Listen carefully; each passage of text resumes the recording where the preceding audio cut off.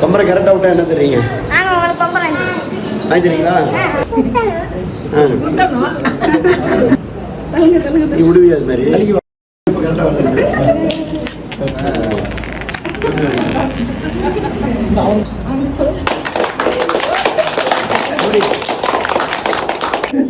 இதுக்கெல்லாம் யார் நல்லா பம்பரம் விட்டா? யார் பம்பரம் விட்டா? கரெக்டா? யார் போட்டியில ஃபர்ஸ்ட் யாரு? பம்பரம் விளையாண்டு இத்தனை 50 வருஷம் ஆச்சு. ஓட்டு என்ன போறதா பம்பரமே விளையாடுறதா?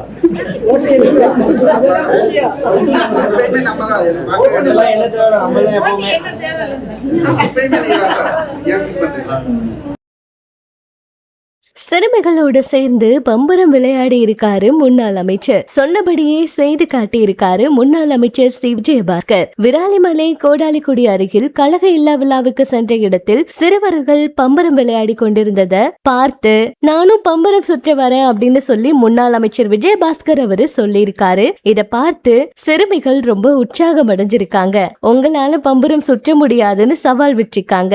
இதை தொடர்ந்து சிறுவர்களோட பம்பரத்தை வாங்கி அவர் பம்பரம் சுழற்றி காட்டுனதும் அங்க இருந்தவங்க எல்லாம் ரொம்ப உற்சாகமா கைத்தட்டி சந்தோஷப்பட்டிருக்காங்க. தேர்தல் பிரச்சாரம் ஒரு பக்கம் முடிஞ்சிருச்சு.